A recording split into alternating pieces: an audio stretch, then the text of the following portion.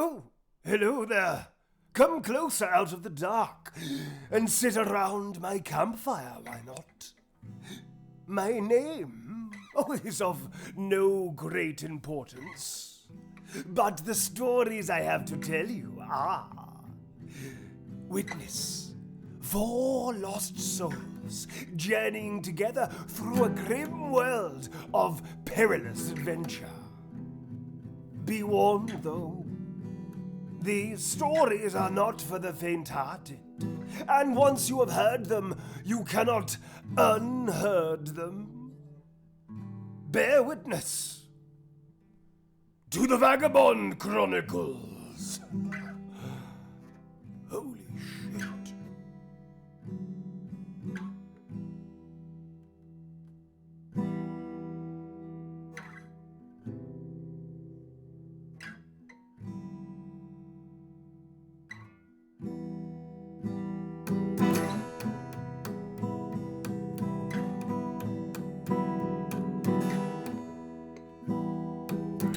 And here we fucking are. Back again! Season 2! Huzzah, my friends, huzzah!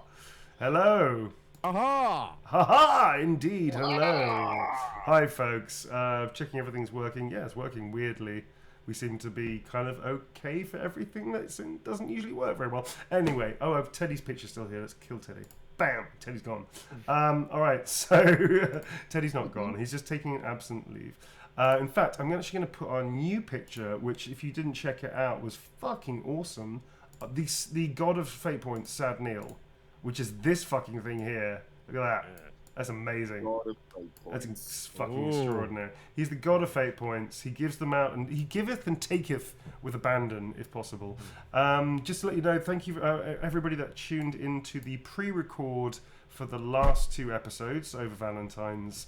We had a real hoot doing those episodes, I can tell you. It was a really fun time. It was about 5 hours in total, I think it was in total. It's up on the videos you can see here. It's also on the YouTube video. I managed to upload it to YouTube as well. So if you don't know what I'm talking about, check it out. If anybody, it's a big spoiler, folks. Teddy has gone. Teddy was the deal with Pete was always going to be that he was going to come back for a little bit. He does live in Australia. It's a completely different time zone, obviously, but also he's got like several jobs and a very busy life. So it was a bit too demanding for him. So he's just taking a bow out for a while. He will be back at some point. We may do some specials with him, some one-shots potentially that Tom and I have been talking about potentially doing. So there's lots of ideas that we've got. So Peter's far from gone. He just can't do it on a regular basis, but he sends lots of love, and he's probably in the chat lurking somewhere. Pete. With that, of course, in mind, thank you very much for everybody tuning in. Thank you to our mods, and hello, chat. And let's get down to the reason we're all here, the death of the Vagabonds. Sorry, did I say the death of the Vagabonds? I didn't mean that. I meant the introduction to the Vagabonds, starting in our new initiative order. Let's go round the room, why not? Who's up first? Yeah, you don't know your fucking character sheets, do you? You don't read your character sheets. You don't know. Anybody else. I think that's right. You keep it secret from each other because you're hoarding it. It was always Pete. Yeah. So I guess it's up for grabs. You've thrown this off now. He's thrown this off. Why don't we start with the thing that you're most likely to see as roadkill if you drive too fast and don't look on a busy highway? Thank you. Yes, Thank you. that is Quint. And I'm going to hand over to Mr. Klim. What's going on, Mr. Klim? How you doing, I'm mate? thinking of pheasant. They just get better every single time. I try. Hello, I don't pre-plan them. They just come off the top of the dome. Fantastic. I'm Klim, and I play Quint, who is a burned Skaven who was kicked out of his clan for being too chivalrous because he was looking after some slaves. Yes? Yes. People what a Skaven is. Yeah, a lot of people don't know what the fuck we're playing. They don't even know the game set that we're playing. Right. It's still a mystery. Keep going. Skaven is a rat man. Yes. So half man, half rat, able to gnaw everything. Really horrible, nasty creatures, but he isn't. He's trying to be noble, he's trying to be a knight, and it's possible he is slightly insane. Me doth think the rat squeaketh too much, but okay, fantastic. Yes. Moving on, we have our new Vagabond that we're super fucking excited this worked out. Our newest Vagabond, who's also one of the coolest as well. Fonz factor through the roof. This I'm going to pass you over. Actually, I'm going to stop introducing people's characters. It's a very bad thing that I do. But please introduce yourself. That's what like American the talk show host. Kind of right. That's what I was aiming for. The sort of slick Reel off the accolades. Yeah, a little bit like that. Or in Klim's character situation, just like insult him before he comes along because Teddy's no longer here now. Actually, you should think about that, Klim, because like Teddy's gone, like Pete's gone. Love Pete, hate Teddy, with a passion. Love Pete. So now that both barrels of sarcasm are aiming very much at your character, Klim, you're welcome. So moving swiftly on to the coolest character we have, Einel Tomlinson, who plays. I play Merrick the Dwarf. I lucked out on this one. Because, I don't know how managed to come up with a character that is. Look at that fucking character model, man. And he's got magical sunglasses, magical shades. Yo, hey, Kim did a fantastic job on that. Very cool. And Merrick the Dwarf, he's found himself as a bit of a wheeler dealer, and at the minute he's found himself as an events planner, and he just arranged the wedding of Dr. Dasher and Wavy Davy, and as you saw from last week's episode, it got a bit strange, got a bit leery, a bit weird, artistic, very artistic. I'll be briefly catching everybody up. Entertainment. Yeah, there was bizarre marital aids, there were pantomime horses, a lot of there was cheap fizzy orange being served. There was a lot of weird things going on that way. He's always out for himself and always looking to see where he can make an extra buck and save money at the same time. Excellent. He's thrifty. Frugal. Frugal. He's frugal. There you go. That's it. I'm not thrifty. I'm just frugal. Very good. It's like that's a buzz line. Okay. I will give you extra XP every time you can mention that naturally in conversation. Last up, but definitely not least, the OG, the oldest surviving member of the Vagabonds, Tom plays. Hello, everyone. I play Ratigan, the hedge wizard. Half hedge, half wizard. I like hedges. I like magic. I've got ferrets. They also like both hedges and magic. That's me, Ratigan. I love the way that you were trying to tell Klim how to talk about your character, and your character becomes more and more succinct and less detailed in why he's like the way he is. It's very beautifully efficient. Beautifully efficient. Klim, I feel that Quint can learn a lot from that. Anyway, so yes, these are the Vagabonds. We also have a picture of Sad Neil. We've got perfect points in there as well. So we'll get into the action in a minute. But we have a tiny bit of community news. Not much at the moment. We just started back up. However, Tom, I'm going to hand it over in the age-old tradition to you, sir, for Community Move. Please. Community news with your friend, your pal, and mine, Thomas Vladimir Phileas Coconut DeVille. Coconut. That's a good one, right? That's my new middle name. Coconut. Tom Coconuts DeVille. My parents gave me that just last week. Hi everybody. Couple of bits of community news. Firstly, I just want to give a shout out to everyone who produced Slonger Corn art. It was all brilliant. We loved it. We all shared it. We laughed. I am going to try and set up a new Instagram very soon. I've been incredibly busy. I've been away this weekend, so I've not had a chance to. But hopefully soon we'll be able to post up some of your art on our new Vagabonds Instagram. So keep on producing it. You know, if there's other new characters you want to draw, if there's old characters you want to draw, hint, hint, then we love your art and we want to encourage you to do it. At the moment, also we do have pre-existing a Twitter. So you can follow us on that, and we will also share some of your art on that. That is, I believe, at Vagabond Chron. Find us there, follow us, and we will be sharing things there as well. So yeah, that's it. That's the community news. It's just like basic introduction community news, but I still like it. It's bijou. It's bijou. It's bespoke. Yeah. It's bespoke. All bespoke community news. I guess on that note, we should just start fucking playing, right? Let's get into it. Let's get into it. All right, switching over to the tabletop board. So, folks, we were last, as you last saw, Actually, I guess because none of you ever fucking watch back any of the episodes I ever lovingly put together and that Clint spent hours editing together. You I don't was know. watching. Yeah, I was hours. there. Okay. Well, anyway, so apart. Thank you. So this is actually, for once, this is working in my favour. That you don't know what's happened beyond what happened to you last time. So we're going to jump straight into the action. So anybody that wasn't here, this is the wedding of the century. Yeah, there were secrets. There were secrets. Stuff. There was secret stuff. Actually, like, two of you weren't privy to what happened to Pete. If I'd listened, then I would be privy. But you don't care. Wow. Shots were fired. Shots fired. No, that's not true. You care a lot. Just you don't ever bother listening back, which is actually very useful, Tom. Very useful. Listen, man, I put in the hours making this stuff. I don't have to listen to it after that. Yeah, that's a fair I point. don't have time. You don't have time. You're a busy man. You're a busy person. Yeah, that's cool. So anyway, the wedding of the century between Dr. Dasher and Wavy Davy. Who are two awesome. Actually, we have a bespoke model for them there. Dr. Dasher, if you don't know, is a very wealthy, as it's established now, very affluent doctor who's got many houses across the empire. One of them in Bogenhofen, which is the city they're in, was getting married to a beautiful bard by the name of Wavy Davy, who sounds very much like Bowie. So Wavy Davy and Dr. Dasher were getting hitched. They stupidly employed a very slick fellow by the name of Merrick to their wedding planning.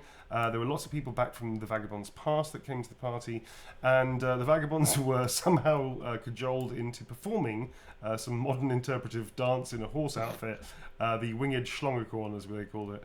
And suddenly, out of sort of the middle or towards the tail end of this disastrous appearance, Teddy jumped off and leapt into the wedding table, the main wedding table, ate some cake, and then literally activated his mist cloud that he has from this cloak. He then disappeared, and as the mist dissipated a few minutes later, it transpired that Wavy Davy had also disappeared, and all that was left of him was one of his small kind of musical instruments he carries, like a harmonica, that's covered in blood. Wow. Yeah, so the last thing that any of you remember from that last session, I guess, was Dr. Dasher sort of holding up the harmonica and screaming very loud, oh my God, Wavy's gone! And he's holding up the harmonica, which has a little blood smear across half of the harmonica. In fact, it's still fresh. You can see it as it's actually on his hands as well. And he holds up. The crowd is shocked. You can see that there's a window. One of the side windows over here, which is I'm going to draw like in 3 dimensions, has been lifted open, and there's a draft coming in. One of the reasons that the mist cloud, I guess, got dissipated so quickly is this large window here, which a lot of wind coming through, has been opened. Neither Wavy Davy nor Pete can be seen. They have disappeared. There's been at least like a good 90 seconds to 2 minutes since that happened. The crowd are shocked, the crowd are stunned, they all go very silent, and they all sort of look towards where Dr. Dasher is. What are you all going to do, folks? It is kind of like initiative. So actually, while we're doing this, let's do a bit of housekeeping. I need to add in your initiative, Tom, as I forgot to do it last time. So can you give me your initiative, please, sir? My initiative, I think. In fact, I just deleted everybody's initiative, so let's just start again. Literally just went, I just deleted everybody's. Let's just do everybody's again. Who's got the highest initiative? Say your initiatives out simultaneously, so that helps me not feel Mine is 36. 36. 37. 37. I'm 59. Okay, so Quint is up first with 59. You are a beast. You are literally a beast. Next up is that Merrick next up? Yep. With 37, and then we've got Rattigan with 36. Folks, just to remind everybody, people that don't know perhaps, this is Warhammer 1st Edition, which is about 40 years old, but it's very, very cool and very robust. We're using augmented rules, as in it's my house, it's my rules. Basically, it's a percentile game, so most things are out percentiles. We have a critical failure, like a 1 on a d20 in D&D, which is 0, 1 to 0, 5. Sorry, that's a critical success. I'm sorry. Critical success is like a natural 20. 96 to 100 is like a natural fail. It's like 1. You need to equal your skill or go under, and your skills can be boosted by actual skills that you can learn. So your characteristics, can be boosted by your skills. For instance, weapon skill can be boosted by certain things in certain situations. You don't need to know much of the rules. We'll be explaining as we go along, and sometimes bad things happen. One thing you do need to know is they all have little fate points. These things are like saving them from certain death, not necessarily putting them in a good position. And this is Sad Neil, the god of fate points, that eats fate points. This is the original Sad Neil. This is the upgrade season 2 Sad Neil. Check it out. It's fucking amazing. Yes, I'm living for it. Sad Neil is the god of fate points. What are you all going to do, folks? Hush has come over the crowd. People are gasping. Some people are rushing forward to try and help, well, not help, but at least offer help to Dr. Dasher, who's just standing there dumbfounded. What do you all want to do, folks? You can go in initiative order if you want, or just discuss amongst yourselves. It's fine. Okay. Oh, that's a good question. Yes. I think we've got to do something, Tom. Shall I take this into narrative? You can say that out. We've got to do something. Just like do nothing. Just literally just do nothing. All right. Salts me and takes the words out of my mouth. Yep. My goodness. Just saying rousing stuff, folks. Rousing stuff. Okay. Sorry. Carry on. I'm guessing we are going straight into narrative, huh? I mean... I think it's useful. It is quite useful at this stage, I think. Yeah. I think before we do, Merrick needs to let everybody aware that this isn't part of the planned entertainment that I had scheduled in. Can you make a bluff test? Where's the dice? At that point, the band start like going, because you've primed them to make that noise every time they think you're making a joke, and you've sort of said this, and they think you're making a joke, so they're going, oh my god. That's really inopportune, really bad. Oh! What's that, 51?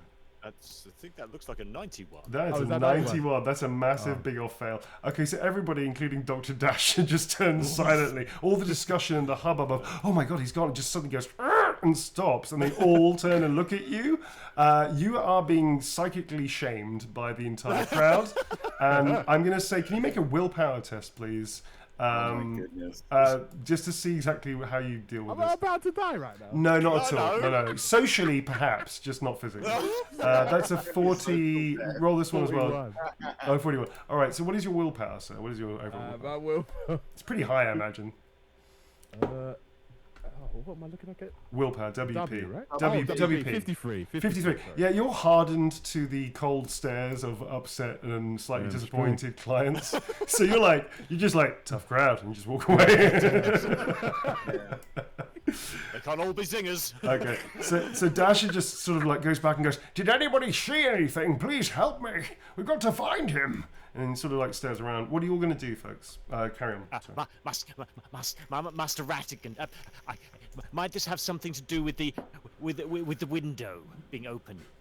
Do we think? Because I didn't see anybody run out of any of the other exits. Do you have tracking? So I'm going to point to him, and then I point to the window, and I point back at him, and I go, are we sure they've just not gone to the toilet? Is that what maybe happened? I don't know. Okay, so he said it's not part of the entertainment, but we weren't part of the entertainment, and then we were. What is entertainment anymore? I mean, it's fighting, isn't it? You hear the Bogenhofen guy that was commenting on the social interpretation of what the fuck you just did on stage a minute ago. Goes, you know what? He's got a really fucking good point, isn't he? What is entertainment? What are we? Is it to be entertained? Oh my Are you? God. I mean, if we're just entertained, is that a distraction? And if it's a distraction, is that not reality? And it starts like going into a really deep fucking dive into this idea that you proposed. Sorry, Tom. Right. And I'm just like, yeah. You see, he gets it.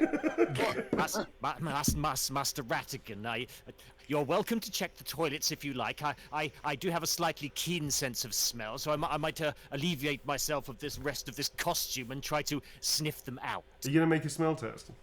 Yes. Okay. Smell. What's your? How do you do a smell test? We haven't got like a smell rating. I think he's got excellent smelling or something. I think we I gave do. him. Yeah, I gave him Yes, you excellent did. smell. Yeah, just because we never had a Skaven before, so I thought He's a opportunity. shifty little rat. So here's the thing, Quint. Here's the thing. You've been dancing and jigging around in a horse costume. As you get out of the horse costume, I need you to make a initiative test. Sorry, let's see. What would this be? This is a disguise test. Because you are still not quite human in that way, Right.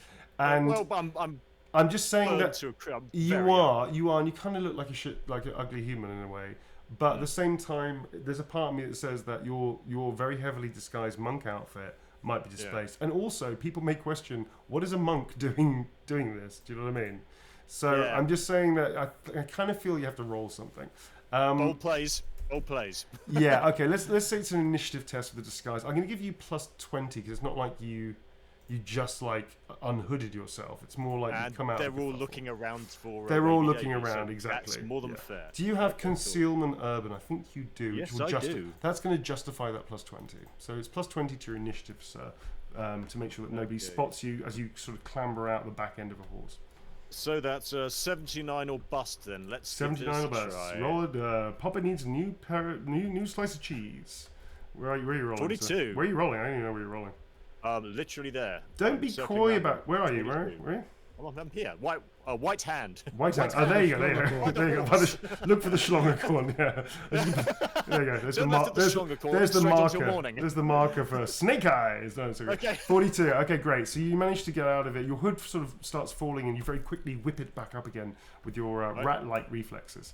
And you and Tom are now. You and Rattigan are now. You have now alleviated yourself from this incredible outfit that will go down in history. The winged Schlongerkorn is dead. Long live the winged Schlongerkorn. Cool. Okay, so you're now. You could. Sort of wearing the back end like a giant pair of trousers. Yeah, exactly. Yeah. Yeah, He's still. yeah. You're still wearing the hooves. You're still wearing the legs of the horse.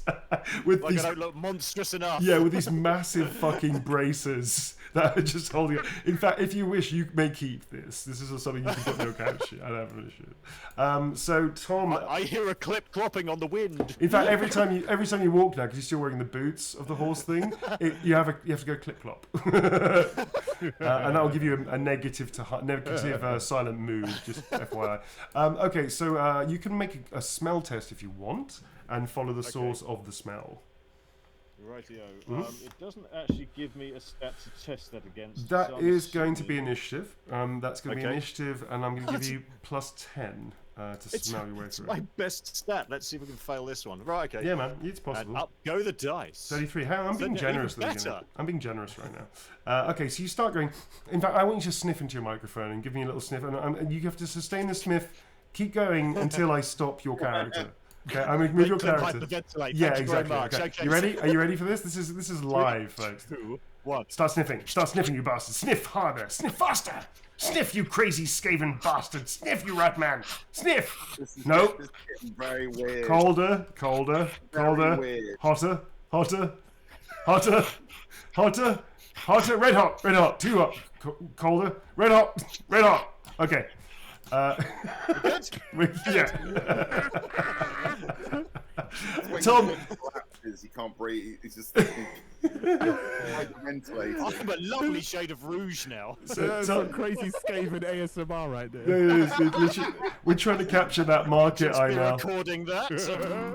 We're trying to increase and capture that market, mate. So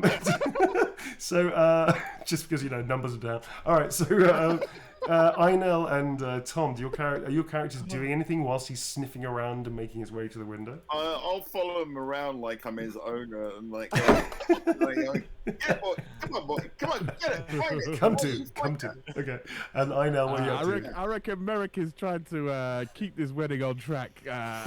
He's gesturing to the band to begin playing. I'm sorry about my monk Give a friend. He's just looking soundtrack for to the the cocaine.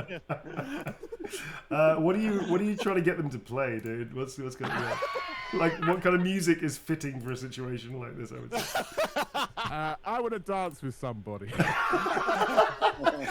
So they strike up a very thin, reedy version of "Oh, I wanna dance with somebody," and one of the dudes steps forward who really can't sing and was not expecting to sing, and goes, "Oh, I wanna dance with somebody." And he's sort of looking at you, and he starts crying a little bit, and he's not sure what to do, and his hands are out on the side while she's also trying to play. Now the Ratigan is like half, like following Quint around, and then half sort of just doing weird little prancy dance moves, like torn between should he be dancing with somebody and like looking around just seeing if anyone else is doing it.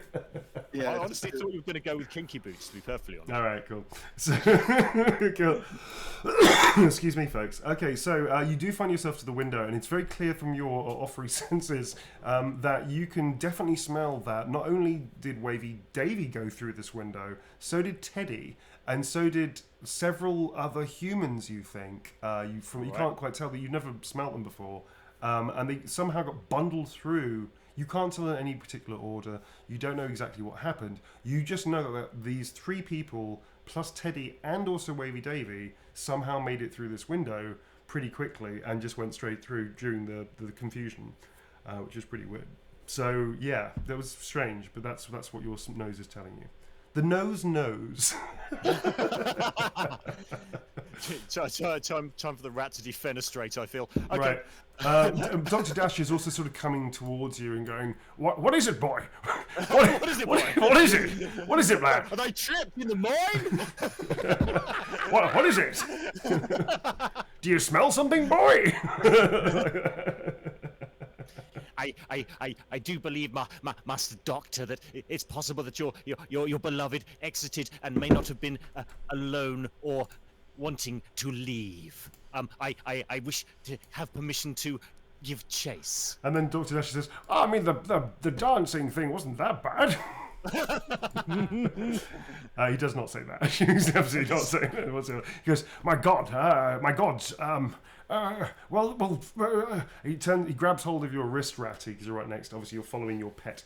He grabs hold of your wrist, and his grip is incredibly tight, and he holds up this harmonica and goes, my God, something's not right here. And he holds up, and you can see there's blood, like a little bit of blood dripping off this harmonica. He goes, please, Ratty, please, you've got to find him. So Ratty, Ratty is good at knowing when someone is being serious and yeah, you've got coping mechanisms to learn that, haven't you? You've worked it out. Yeah, and also, I go back very far with rationale as well. So, like, any silliness kind of evaporates from my face, and I'm like, don't worry, we. All of us, we love you guys, and I'm going to make sure we find him. We're just going to climb out this window, though. All right? Ask no questions. Quickly out of this window. Dr. Dasher, we do not know this city. We could do with a guide. Might I suggest your organizer? Yeah, Merrick. Just Merrick. This is a sound. Yes. This is a sound that just pierces your ears. Sorry, Merrick. Yes. I think I've been taken by what the two entertainers. Somebody coughs when you say that. Somebody coughs. Yes, don't forget I hired them. No, I think it's imperative that we find him, your true partner. Good. I will show them. Great. Thank you. Bogenhofen. He sort of goes, thank you, Merrick. I'll add it to the fee.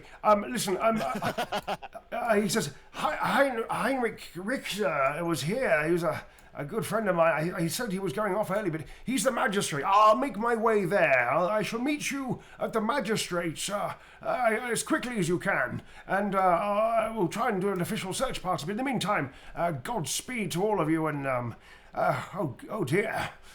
Please, everybody, remain calm and help yourselves to cake. And he's after that. He sort of wanders through. He grabs. You see Blitzen and Vixen are with him. They hurriedly talk, and they all start going off. A couple of the people are going to help him as well. Vixen actually stops and is looking at you, Ratty, as your arse is like hanging out the window. Quint's already jumped through, and you sort of get a feeling on the nape of your neck that somebody's looking at you. And you sort of turn around, your eyes catch each other. She just gives you a nod and a small smile, and then she darts off to follow the hurriedly running out Dr. Dasher and Blitzen as well. Merrick, I'm assuming you're following them through the window, right? Yes, well, I would have walked around, but but somebody didn't give you that option. All right, cool. We've got perfectly good doors here, you know. Yeah, sure, okay. So you pop out from the fire exits. Okay. Fire exits. Not enough, apparently. Sure. Yeah, I'm pretty sure that you got away with the fire exits to save some cash, and that's why you went to this venue and not somewhere else. All right. So if you want to make your way over to the mini map over here, I guess, over here. So you have deposited yourself outside of the converted Hall of Sigma, which is actually now a wedding convention. You're sort of out in the street. Quint has his nose literally on the floor of the street, and he's just sniffing around. You know, like one of those cartoons, like one of those Wile E. Coyote cartoons, where he starts sniffing around because he's trying to find where the Roadrunner is. It's kind of like that. His nose is like imperceptibly like grown longer and leaner, and he's just like flapping on the floor, like smacking the floor, like bap, bap, bap, bap, bap, bap, and just sniffing around trying to find the scent. I'm Scooby doing this shit. You're Scooby doing the shit out of this, yeah, right now. Can everybody, not Quint, but everybody else, please make an initiative test and tell me who passes. Woo! Always excited by an initiative test. Or terrified, one of the two. That's a 43. Who's that for? Is that for Tom? Or was that That's for me. If I use luck, I pass. Yeah, let me just check that out, actually. I should check that out for you, buddy. The whole luck situation, which I keep forgetting you have, which is very annoying. It's probably the reason that you're not dead now. I haven't taken that many fate points from you, but hey ho, the day is still early. Yeah, sure, okay. That's. I'm just gonna roll it again because I can't remember how many you had. Oh, you lucky fucker. All right, that's fine. Yes, your luck holds out, Tom. All right. I'm going to put a note here saying Tom's bloody luck roll thing. Cool. Remind me to look at it and hate you for having luck. Okay, you are now on that number of luck. Lucky. You're Get lucky. the feeling he's not a fan. So, luck, folks, works as a limited number of luck a person has per day. It resets every day. And they won't know when they can push their luck by adding stuff to the dice.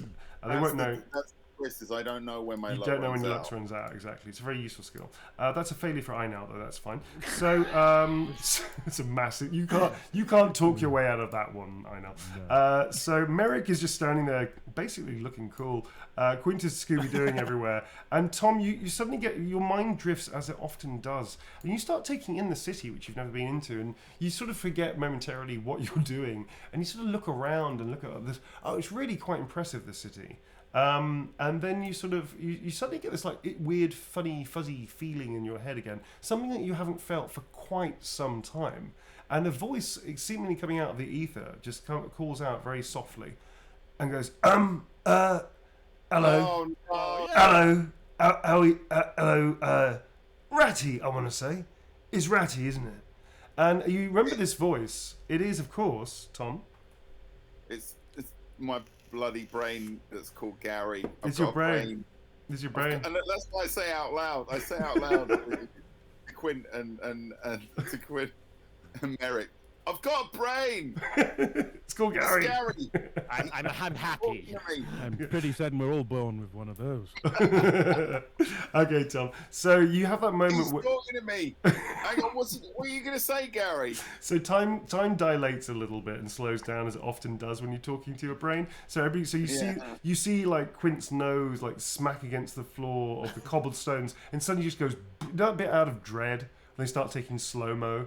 And everything just goes super fucking slow. It's like exactly like that with little weird crystals and bloom effects and the lighting that you see around you. And you see like a passing pigeon that goes basically to like 12,000 frames a second kind of moment. And it's super slow, and then you can see the flapping of the winds. And Gary's like,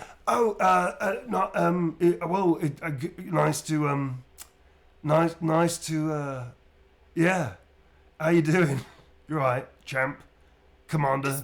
It's been a while. It's been a Gary. minute. It's been a minute. I'm not gonna lie. Has I was on been, holiday. It was great. I know somebody. See, they gave me a great I mean, deal. it's not exactly been a minute because that's only 60 seconds. All right. Well, it's been a minute. Right. Astral plane and all that. You know. Or I start not. counting. That's like 1 and 2, and there's only up to Anyway, 6. I'm not here long. I'm not really interested actually. No, you're not. You're not here much. No, I just want to say, look over there, and he like a force grabs your head and just turns your head to the left, and then pushes it farther down, and then goes, Right. well, lovely to talk to you. Don't call. Good luck. And then he just disappears, and the whole of reality goes whoosh, and just comes back into normal time space. And in front of you, you sort of see in the corner of this cobblestone over here, there's a shiny silver thing.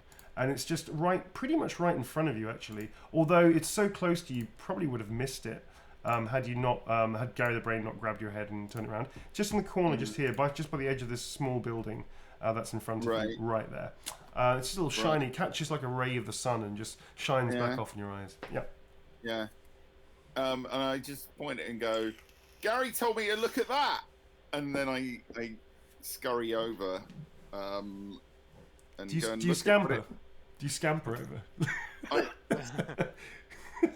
Yeah, sort of. Yeah, I do basically scamper. I have a good scamper and go over there and see what it is. What is it, please? You see in front of you a very small metallic, possibly silver, possibly like cheap plate metal thing that looks like silver medallion, and you hold it up, and it's got this funny symbol on it, and you're not entirely sure what it is. It looks like 2 long staffs or weapons or something like that that's crossed left and right. They're literally crossed in the middle. And it's weird. And it's strange. Do you mean like a spear or like a? You don't know, unless you don't have any specialist weapon skills, and you don't have any soldier training or any kind of martial training. It's not like regular weapon, though. I know that. It doesn't look like a regular weapon that you know of. No, it's some kind of weapon. You're not entirely sure what it is. Okay. But it looks like 2 of them crossed in the middle. Okay. Yeah. So you can pocket that if you wish so, and keep that on your character sheet or notes or something. Looks like some sort of clan tribe. I reckon you might be onto something there.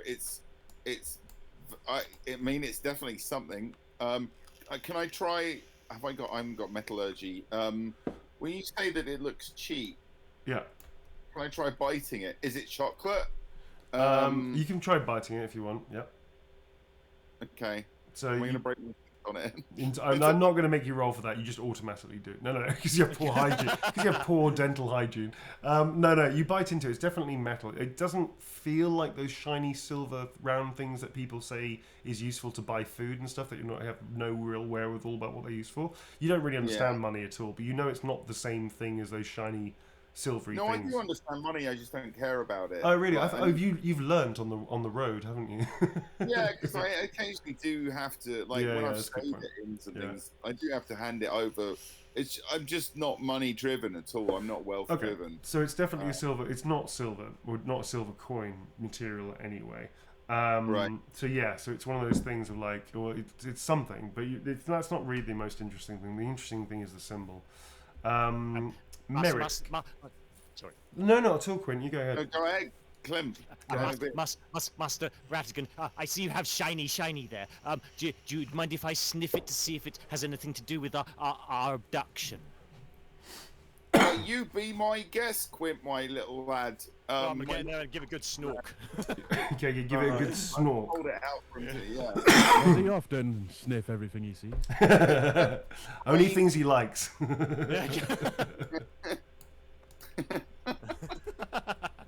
All right, give it a good roll, Clibby. Okay, cool. 40. That's a pass. Yes, it's a pass. So you sort of your nasal capacity is becoming legendary. So you actually smell 2 interesting things. You smell a group going this way, and then you also smell the very clear scent of Teddy peeling off this way.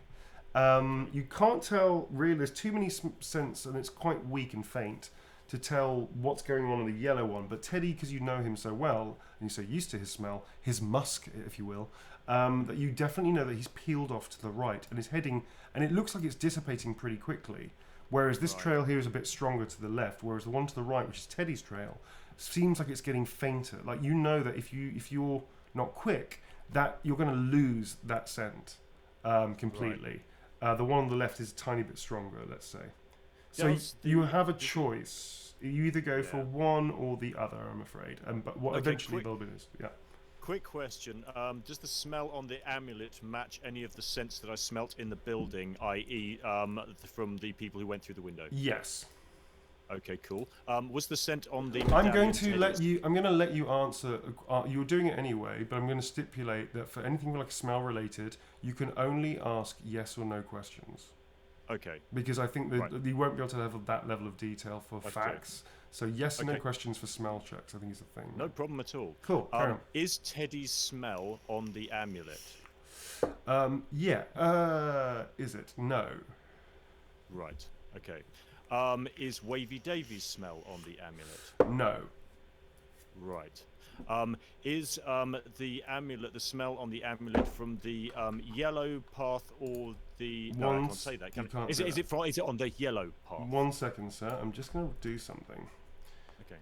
Okay, that's it. You don't know, and actually at that point you realise that the scents are now starting to drift with a strong wind. You're going to have to make a snap decision of which way. Yeah, we're going to have to move. Yeah. Yes, I feel like it's an easy situation, this one. We follow the stench of where the money's going. Clearly, it was not with Teddy. I fear our halfling friend can look after himself, and I doubt that he would have kidnapped Wavy Davy, so I guess we go with the group. I assume you agree. Oh yeah. Okay, cool. Right, we're going with the group. Hang on, right. I mean, we follow the money, but you know who nicks money, right? Teddy nicks money, so are we sure he's not nicked the money? Well, I mean, what's going on with that? The smell is dissipating, Master Rattigan. Teddy's our mate, right? So we got to maybe, I don't know, like find Teddy, find the money. That's what I always say. Well, Wavy Davy is my employer, so I'm following that money. Maybe you can do both. I mean, Merrick could follow one, and you two could go after Teddy. I mean, it appears that Teddy is somehow mixed up in all of this. So, and you know what Teddy's like. Teddy is very, very good at disappearing given enough chance. Is there a way that we can hang on? Is there a way we can? Is there? I mean, I'll say this in character. Is there a way? Maybe we split up, but how do we contact each other?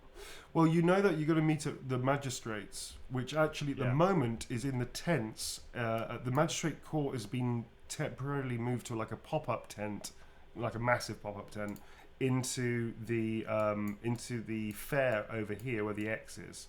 That is now it's because during the festival they do this annual thing where they move the magistrate's court into the festival itself. It's kind of a PR game to like try and promote the idea of law and order, and everybody's like a pal and chum and everything, that kind of stuff. But they actually do proper sessions of the magistrate's court in the festival.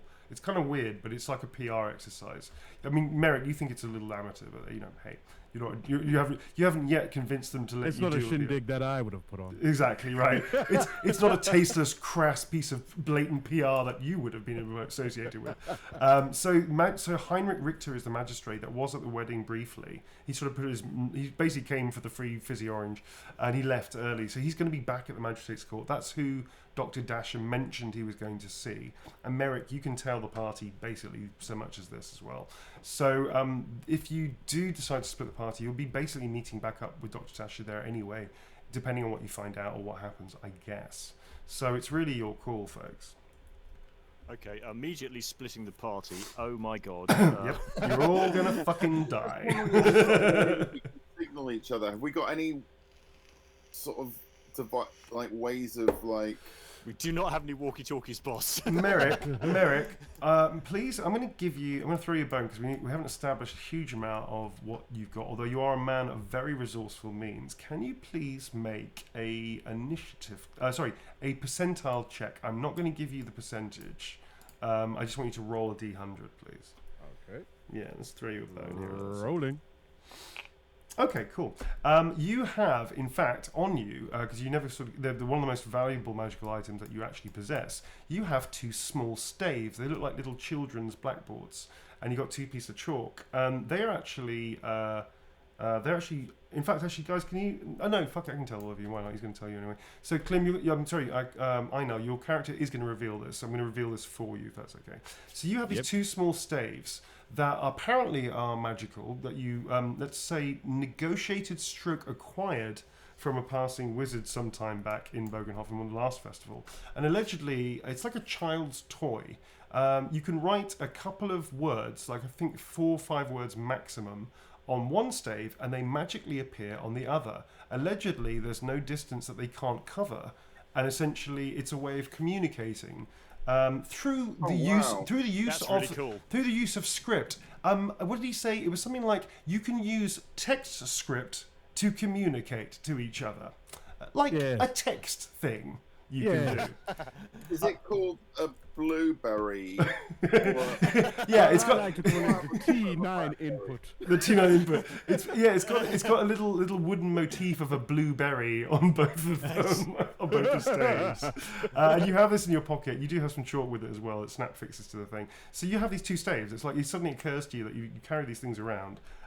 You might need some kind of security because these things are valuable. But that might be a way of doing it. Yes, I have 2 staves that with me. We can communicate with these. However, you have to be very frugal with your choice of words, as you can only scribe with 4 to 5. So, if I was to hand... I'm just... Whilst Merrick is talking, I'm just writing bum on... in the same shitty handwriting that you have, bum appears in the other one. Actually, the only word I know how to It's the only word you know how to Is there spell. like a time limit on these staves? Like, you can only use it so many times or anything? No, there's no limit to how many times you use it, but the script only lasts, say, 60 seconds before it just like fades off. It's kind of like a very soft Etch-a-Sketch kind of thing. Do you remember those things? In fact, actually, I'm going to say that you don't write it. It's exactly like an Etch-a-Sketch. You have to use 2 buttons to manipulate it up and down to write a letter. So if you're not very good dexterously, in fact, that's the thing I'm going to do. It's too powerful otherwise. So basically, you have to make a dex check to use an Etch-a-Sketch format to write up to 4 or 5 letters each time you write it. Otherwise, it's either going to be illegible or it potentially could give the wrong message. Does it vibrate when you get a message or anything? Wait, sorry. Just give me a second, folks. I'm just having the biggest fucking Cheshire grin on my face. I just want to enjoy that for one more moment of thinking of the things I can make you do. Oh, that was so good. Okay, that's basically what you have. You have 2 blueberries, 2 blueberry staves that you use like an Etch-a-Sketch, and then you have to shake it every time you want to get rid of the message. But the good news is you can do this as an ad infinitum. You can do this as many times as you want. You may get it wrong, just saying. Come on, critical fails. Oh, here's the other thing, folks. One last thing, because I'm working the rules out as we talk. To do this, you have to WhatsApp me, as you all have my number. You have to WhatsApp me the message that you want to do, and then you're going to roll your dice into this black pit area over here that you can't see, but that the audience and I can see. So you're going to take 2 dice into this box, and then you're just going to roll them, and I'm going to see what happens, and so is the audience, but you won't. I think that's kind of fair. Yeah, that sounds good. This sounds fun. All right, so you have to WhatsApp me the message you want to send, 4 to 5 words maximum, and then you get the first one for free though, Tom. So it comes out perfectly as bum, even though you can't read and write it very well. It's perfect bum. That's about it, folks. I've had my fun, so that's what you got. Whoa! Hold on a second, young ratty. I'm not just gonna give you this stave for free.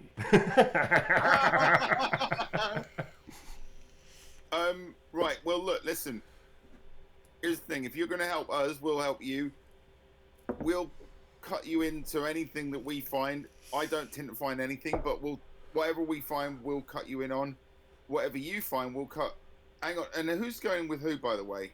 I have but one nose. Maybe we should look after our own, and I should go with you to find Teddy, as Merrick does know the streets here, Master Ratigan.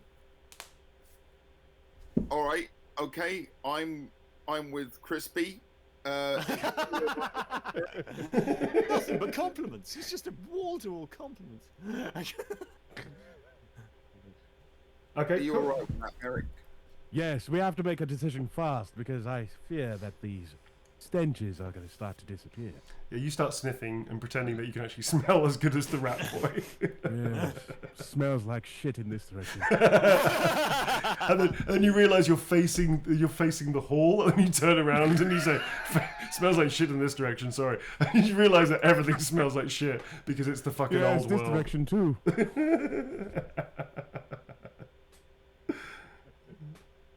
Okay, so with that, are you dashing off? Quint, you realise that the smell is dissipating on both sides. Really.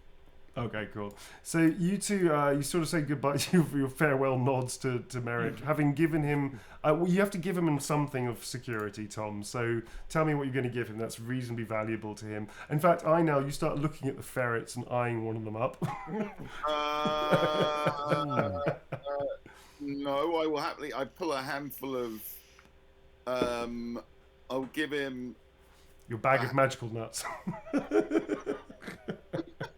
Which are not magical. They're just. I'm just like You these say they're nuts magical. are right. These nuts that I found them in the woods, like right next to where I live, right, and they're very tasty. They're a bit old now. They are like 2 years old because I left that. But I swear, right, if the thing about these nuts that's magical, you plant one, right, in about 40 to 50 years, you'll have a pretty massive tree on your hands. So That's an I'll give you investment. also, squirrels won't leave you alone. Squirrels will absolutely love you. So that's pretty cool, Why right? do I feel like I'm being scammed? What? How do you know how that feels? I've got something of value. You do know I've given you a device that allows you to communicate with me at will, and you're giving me a bag of nuts. Right. I Okay. do really like nuts, though. That's quite a big thing for me. But Quint, I believe you're trying to save the day. I'm trying to. But I can let this run a little longer. No, please don't. Please intervene. I've got like a handful of lint that I pull out from another pocket, and I go, right, see this? Right? Quint immediately barges you out of the way and steps forward. I mean, I use it for magic. I literally need this for some of my special spells. Clem, go ahead, mate. Okay. Master Merrick, you mentioned money. Some butter. I've got butter in. I love the idea that you've barged ahead and you're like trying to have a reasonable business conversation, and behind you, Ratty's just hopping backwards and forwards trying to get like into shot, saying, "I've got some butter." I've got some butter. Would you want some butter? I've got. Again, I need spells, but that makes it special, right? Special butter. Merrick, you get the intense feeling that the rat boy is the person you should be dealing with from now on when it comes to these. Yes, let me talk to the clippy cloppy one. Yeah, so Quint, I remembered. yeah, you clip clop your way forwards. Okay. Master Merrick, you mentioned money, but there is also other things of value like power, and I hand him my storm vermin necklace. Oh shit. This is a secret, Oh shit. but the Oh secret shit. you now know. Oh shit. Okay, you're doing that. I was not prepared for that. Okay, cool. Now we are talking. Okay, so can you very quickly before you run away and carry on with the adventure and stuff, can you make a very quick intelligence test, please, Merrick? I'm going to give you -10 because you've lived a relatively sheltered life for a dwarf, but you still may recognise this. Intelligence test. I'm on Yeah. 31 minus the 10 is 21. Is that a 0 or is that a 4? That's a critical success. Four. That's a 0. Hey! Critical success. Whoa! Cool. Merrick, Okay. cool. Yeah, so basically, not only do you realise what the symbol is, it's a storm vermin symbol. You immediately look at Quint in a very different way, and suddenly you can't believe you didn't see it first. His features, he's not an ugly human. He's a fucking Skaven. But he looks like he's so badly burnt, and his nose has been like smashed up. His ears have been sort of ripped off and damaged, and he's clearly got no tail, but he's basically being tortured by some means, set on fire, and yet you can't believe you didn't see it first. This guy's a fucking rat man. He's a Skaven. Not only that, but he was a storm vermin, which is one of the elite forces of the Skaven. Most humans don't believe in them, but dwarves know they absolutely exist because they fight them sometimes on a regular basis, and sometimes these monstrous things surge forwards. You've been dealing with a Skaven this whole time. Now, you don't have the same animosity because you were brought up essentially in the city, and you can tell with your amazing success roll that this Skaven is not atypical of most Skavens. He genuinely seems moved by acts of goodness, and he genuinely seems, even though he's delusional, that he's holding up this sort of chivalry and knightly principles that he keeps espousing and spouting to you. Yet you can't deny that this is essentially what most people would term a creature of chaos, standing right in front of you, pleading with you to trust and help him. You also realise that he's being completely sincere in his desire for you to trust them, and what the risk he's taking with you is huge, because one mention to this and one mention of showing this symbol to somebody, and he would be very much for the bonfire. I take it you understand what this means, you giving me this necklace. It is honor and trust. I am a knight, sir. I may not look like one, but it's what I try to be. I see. Well, consider this trade honored. Best of luck, Skaven.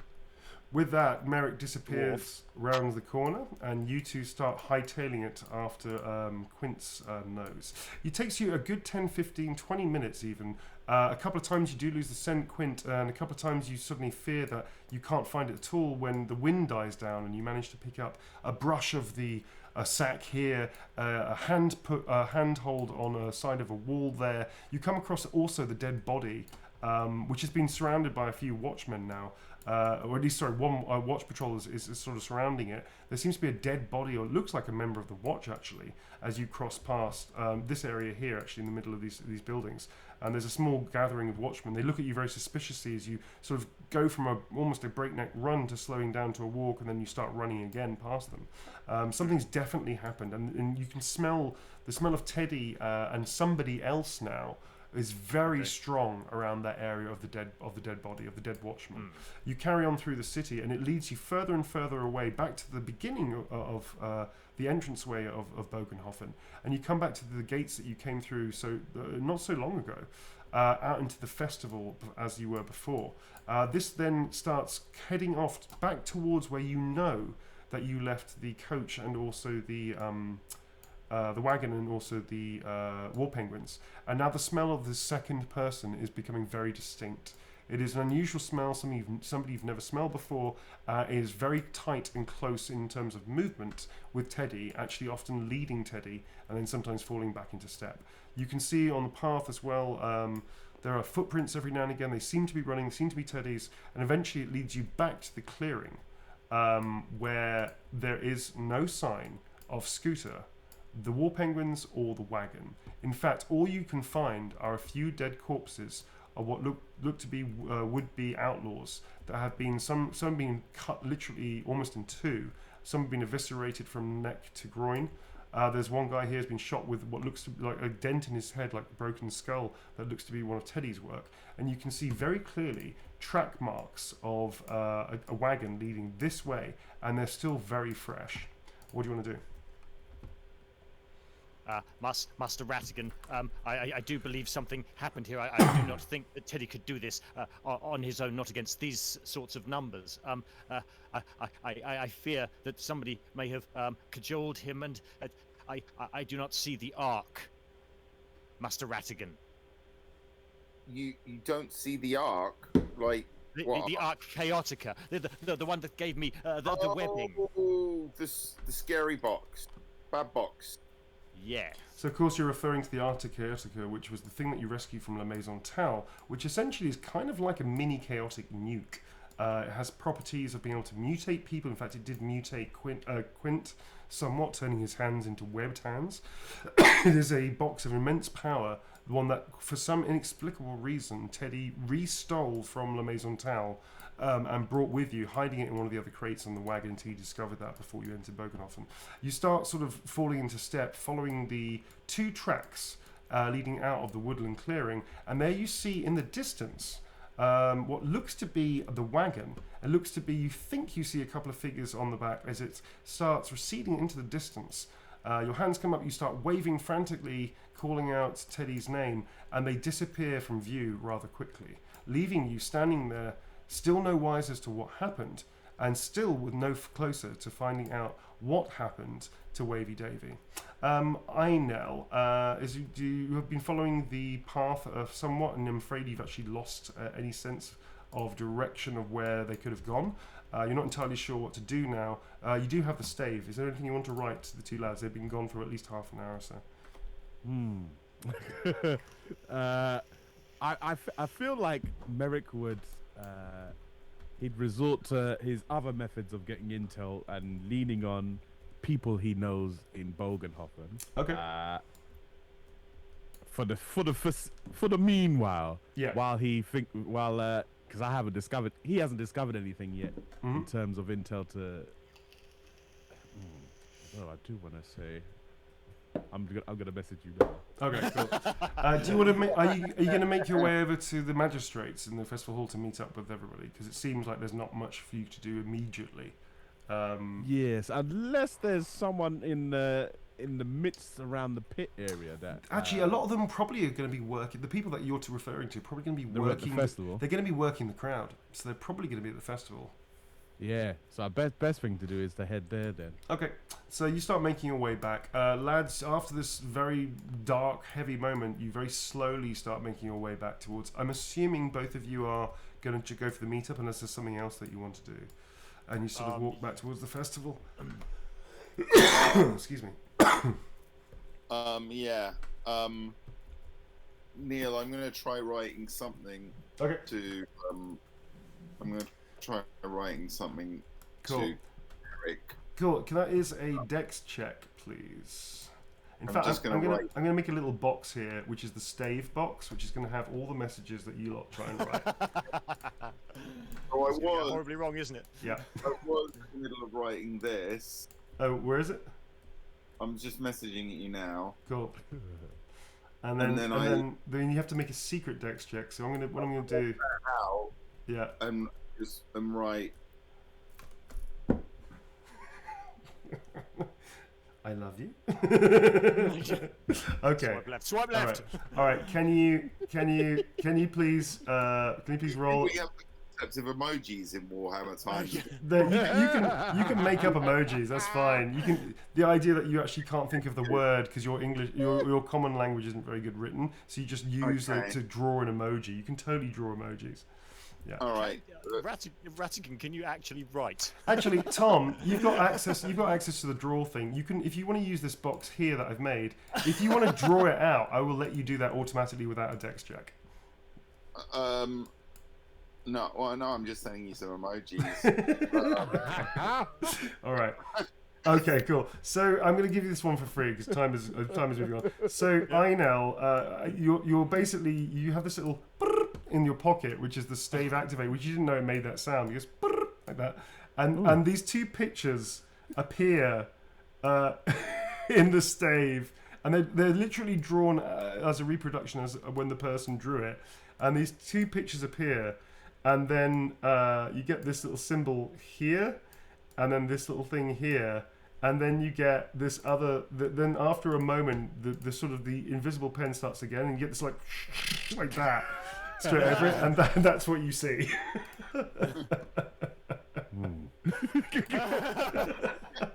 Looks like spam. Block. As quickly as it comes, the image dissipates. Something to do with squirrel nuts, it seems. Is your home insurance up to date? Maybe don't suck on the D's nuts. I don't know. So, all right, cool. So, what are you gonna do, sir? If not, I'm gonna sort of scoot you all into the magistrate's office as you meet up again with Dr. Dasher. Anything in particular, folks? No, I think Merrick needs to find them straight away because he can't get his final payment if That's a fucking good point. if the groom has gone missing. Yeah. He's not getting paid. Well, they haven't. There's technically not been a wedding yet. Oh shit! There's been half a wedding. There's been half a wedding. Yeah. Let's be clear. Let's be clear. There's been half There a was wedding. entertainment. There was food. There was drink. And our bit was solid, absolutely solid. Just have to say. Yeah, I that's good. paid my part. And people, Somebody else is screwing up. people still need to get paid. I mean, that's fair enough. All right, so you'll make your way over to the magistrate's office, which is kind of like a festival court. As you get there, it's quite a busy place, but Dr. Dasher is the more you realise, Dr. Dasher is actually very influential. He sort of like bustles you through. He sees you go, "Oh lads, any luck? Did you find them? And where the blazes is Teddy?" His accent's got a bit weird. He's got scared. So there we go. I'll go back with the there we are, the back of the action chair. Where the blazes is Teddy gone? I mean, we're probably pretty grey-faced, aren't we? Actually, and shaken up. Yeah, a little bit. Yeah, I would say so. We do believe that he might have been kidnapped as well. There appears to be something larger going on here, sir, that we yet have to discover. Mm-hmm. So, what did you see out there? It's bad. It's bad. The penguins have gone. Scooter's gone. The big scary magic box is gone. It's not good at all. It's trouble is brewing. You don't know actually. I don't. You actually don't. We got I don't know about the scary box. Penguins. Okay, cool. So Dr. Dasher sort of starts wringing his hands, going, "Well, you better come with me." He sort of takes all of you across to where Magistrate Heinz Richter is sort of just finishing court. He's coming out. He's still sort of dressed in his official robes. And he comes up, you see Dr. Dasher come out to him, and he goes, "Oh my God, Richter, I really need your help. We need access. We need access. I don't know. We have to search the city. Search the city for Davy." I literally went, somebody's going to be really juvenile and just say, search the city. Yeah, there you go. Very good. Search the city. There you are. That's for Clem. We're not sure where to start, although, but by this, the only thing I can deduce is the quickness of which they've obviously, you've also sort of conferred as to what you've seen and the fact that Merrick lost the trail really quickly. And he goes, the only thing I can think of is maybe they absconded into the sewer system. It's the only thing I can think of how quickly they disappeared. Magistrate Richard sort of goes, yes, yes, that's an interesting thought. Richter is a grey-haired, keen-eyed individual. He's quite lean, quite tall, obviously well in shape for a man, even though he's clearly in his 50s. He's in very good shape. He keeps himself quite fit. He tries hard to look stern, you can tell, but can't conceal his basic good nature and kind-heartedness. He's extremely well-dressed, and also, as befits his position. And his once-built frame has been spoiled a little bit by good living, but he is no fool, and he seems very keen and very much with it, despite his sort of increasing years. He looks at all of you and goes, "Well, it's highly unusual, of course, but we have been having some trouble with the local thieves guild." Then he looks at you, Merrick, and goes, "Merrick, so I could give you access for, let's say, a few hours to the sewer system. However, I can't send any sewer jacks with you, understand? This wouldn't be official business. But if you want, there's one very close to here, in fact, an outlet." He points to a place on the map. He sort of takes you to a festival map. And there's actually an outlet just here that I'm making this big arrow, because it's a horrible fucking picture. Here you go. There's a big arrow there. This is like a sewer outlet that he's giving you a key. He hands I guess he hands it to Tom or hands it to Quentin, whomever, and hands you a key and basically says, "This is the sewer key. Now, this is official property. I'm not really supposed to do this, but Dasher, you are an old friend, of course, and I really enjoyed that drink. Very unusual. Merrick." Chef's kiss to Merrick, I guess. Yes. A little stingy on the portions, though, sir. And he sort of laughs a little bit. Anyway, back to serious business. So yes, you can get to the sewers. I can't possibly send anybody with you, though. A, we're quite stretched. B, it's not official. I would hate for the word to get out. I'm sending any. He looks at all of you. Any Tom, Quint, or Harry. That didn't make any sense at all. That was a terrible joke I tried to lean together. Fuck it. I'm going to go with it. Tom, Quint, or Harry down into the sewers. But you must be back in a few hours. As long as you promise me that, you can take this. And if I'm not here, you can hand it back to one of the stewards. They'll happily give me the key back and set it back into the official box. Oh, that sounds fantastic. Frederick, while I have your ear, wanted to, since we're doing some secret undercover espionage business, if that would help me out in getting a membership to the Golden Trout. Yes. I've suddenly remembered. I've just got another meeting to go into. I'm so sorry. I have to talk with the staff. Yes, I have a meeting with the staff, Merrick. I'm terribly sorry. But another time. You know exactly what that means. Yes, staff meetings. Yes. He goes, well, ta-ta, good luck, and well, let me know if you find Davy. Lovely lad. And then with that, he sort of doesn't quite know how to finish this, and he sort of walks back in, leaving you with the key. Dasher goes, listen, there's nobody else I would trust more than you. He looks at Merrick again, stops, and just carries on. No, trust more than you two. Then he does mental gymnastics. 3, I think, maybe sort of, to find Wavy Davy, and I don't want to put pressure on you, but I don't know, I fear something awful has happened to him. Please hurry. I'll be at the house. Meet me there if you, and he starts tearing up, and he goes, I'm sorry, and just turns and walks away. Yes, the 3 of you are definitely in hot pursuit. What do you want to do, folks? I need a quick chat with Merrick. Okay, sure, go ahead. Master Dwarf, although as you now understand, we are both used to tunneling. Might I suggest that this is a sewer, and given your attire, maybe some overalls might be in order. Merrick, you think you've just been insulted. Oh, please. This is my going into the sewer attire. I have many a different suits. Don't you worry about me. Quinn, you're not entirely sure why you know, but you know that is no word of a lie. This man has many suits. All right. Unless there's anything particular you want to grab. Now, you are in a festival court. The other thing that, actually, the one thing I didn't mention that Richter said, if you need some basic equipment going into the sewers, you can grab something from the official quartermaster at the magistrate's court. It's going to be basic. It's not going to be like repeating crossbows and shit like that. But it is going to be stuff that could be useful in the sewers. There's a sewer jack office, literally part of the court festival, essentially. And they're essentially like the unofficial watch of the sewers. They maintain it. They also, try and help people with their problems, etc., etc. It's quite dangerous work at times, apparently. You're not entirely sure why, but apparently it's quite dangerous.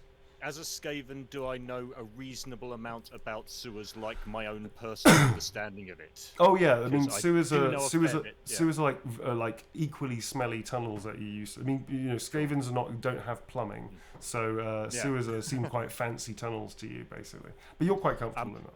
Yeah. Gentlemen, might I suggest we find some form of light to illuminate our way, which is filtered, so if there are any explosive gases down there, we don't incinerate ourselves. Oh, I wanted to use my magical flame. If you could please tell me when you are doing that, I will be somewhere else. Oh, all right, okay. I mean, so what you're saying? Yeah, I guess I might lose an arm. All right. Okay. Fate point. All right.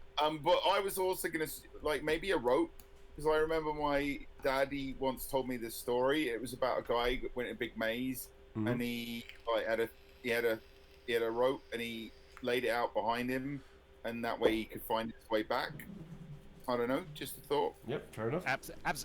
Absolutely, and possibly additionally a probing pole, so we don't step in anything deep and nasty. I have a cane for that. What? The cane is much shorter than he is. It's really quite short.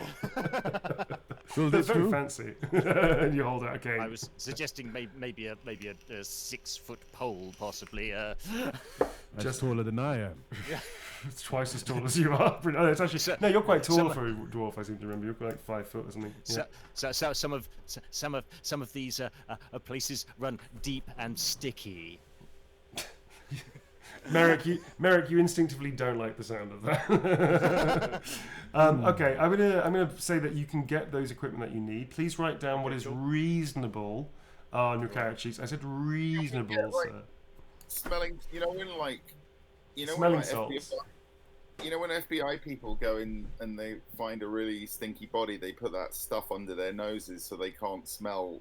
It's like sure. smelling. Yeah. So we've. What you could find in a pinch is basically turmeric. So now your noses are really yellow, but you're not going to smell quite as bad. But your nose is going to be stained yellow for a day. I'm going to say. Those that we should put on there. Does that help us block out the smell? Sort of. Not really. It just makes the smell slightly less pongy and more turmeric smelling.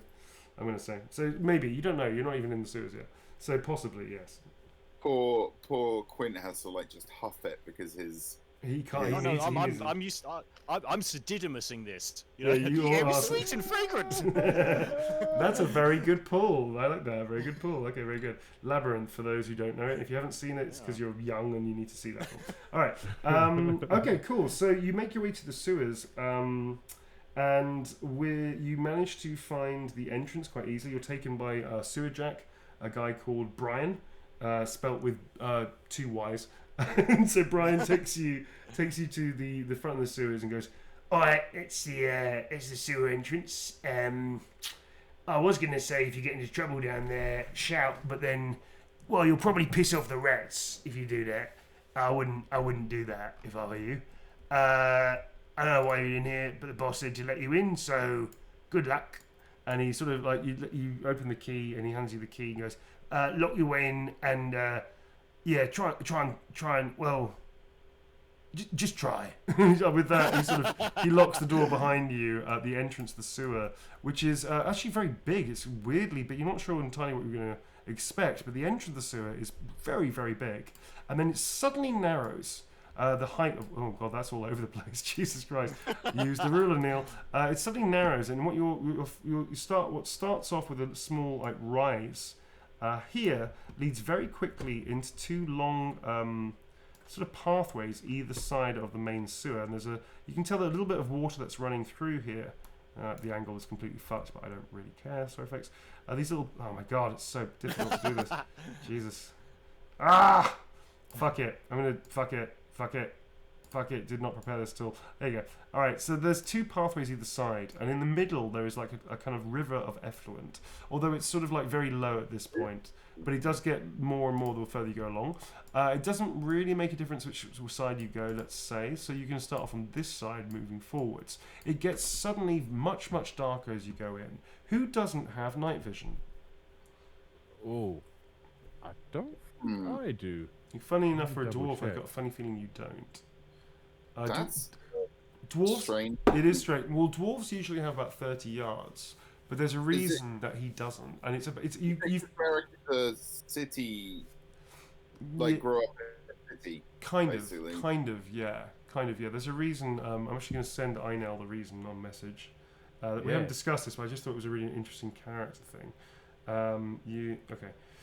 So yes. Hold on. I'm just before your message. Yeah. I'll check one of my skills. I've got night vision 30 yards. Oh, you have. Oh, bugger. Sorry. You fucked me. All right. Well, that was it. I was going to go full fucking Lorca Discovery Star Trek on you and say that you got an eye condition. Oh, man. That was a lucky save, I know. Lucky save. So I guess the only person that can't see very well in the dark, actually, Tom, is you can only see 6 yards or something. I've got 9 yards. You've got 9 yards, which is really good for a human. Okay, so I get the night vision when I take my glasses off. That's what it is. That's what it is. You basically your night vision is shit because you often can't bear to take your shades off even in the dark. Yeah. It's only under extreme circumstances you'll take these shades off. Don't look at my eyes. Don't look at the eye. For God's sake, don't look at the eyes. I haven't slept in weeks. Yeah. So you start making your way down through the sewer system. You're not really given a map, but you can see up ahead there's definitely a dead end. Where these grates come over quite thickly. The water's running through, but you couldn't pass there. There's only one exit from this side. Actually, I guess it's the opposite side. Yeah, I have to do it the other way. That's annoying. Okay, so let's just say it's this side. Don't worry about the actual geometry, folks. If anybody's trying to make a map of where they're going, it's not going to match up properly, but don't worry about that. I'm just going to say that dimensions here are very difficult. None of you have orientation, so you're going to get sort of slightly, your sense of direction is going to be a bit warped anyway. But don't worry too much about that. So the sewers run off to a little adjacent, smaller sewer. You start following that as well. You're going to have to... You can jump across from one side to the other. You do see that there is there's 2 tunnels coming off this thing, like this and this. So you're going to have to pick a side, folks. You can jump the middle. This is all shit, basically. This is effluent. Now the good news is you can jump across. It's only about 5 feet, which is about, let's say, 2.5 yards. Maybe 2 yards actually, which means that you could anybody even with a movement of 3 should theoretically be able to jump from one side to the other as needs be. Do me a favor, please place yourselves on either side that you choose of the sewer and in any order that you wish. But that's the order you're going to be in for a little while. It's only 1 person per place, if that makes sense. You can only move single file. Single file, yeah. Yeah. You've been traveling, let's say, 20 minutes into the sewer system, and you're sort of just following a sense of where you think you should go. Can everybody also make an initiative test? And are you lighting anything to help? It'll help you with initiative tests if you have a form of light. Your night vision is good, but it's not perfect. So I'm guessing that we got. I mean, did we pick up lanterns? Did we not? You could do. Yep. You could do. We did pick up lanterns. Yeah. What is it? Okay, as you're the magic user, do you want to grab hold of the lantern and be the light holder for this wonderful little game? I mean, seeing as I've not got very good night vision, you 2 do. Then yeah, I mean, I'll hold the lantern.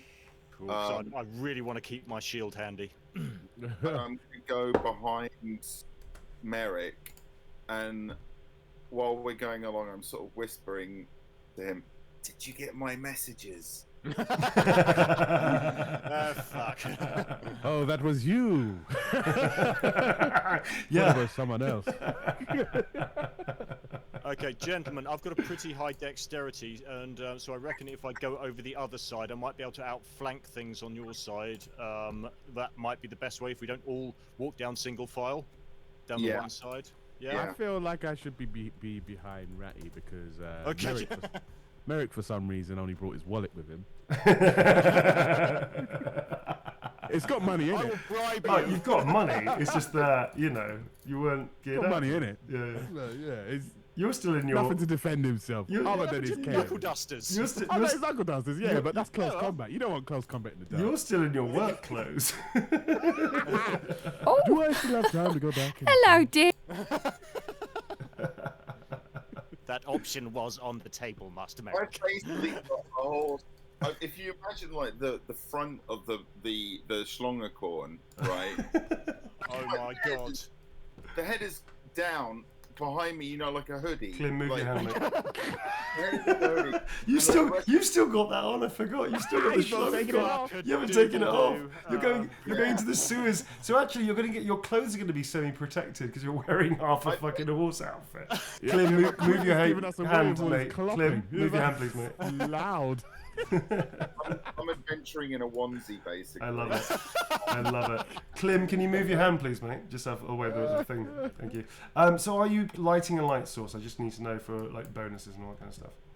Yeah, we've lit a lantern, Cool. and we lit it before we went down. Okay, to avoid cool. it. So, who's carrying the lantern, and which order are you? Are you like spread out, and how's that working? Please put yourselves in an order. And which side of the I'm tunnel behind. are you? Okay. So I'm going to move you 2 slightly in, just so you're on here. And is Quint on the other side? Then is that how this is working?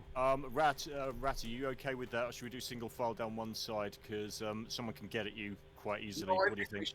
I think a bit of flanking is a smart move, Okay. Cool. frankly.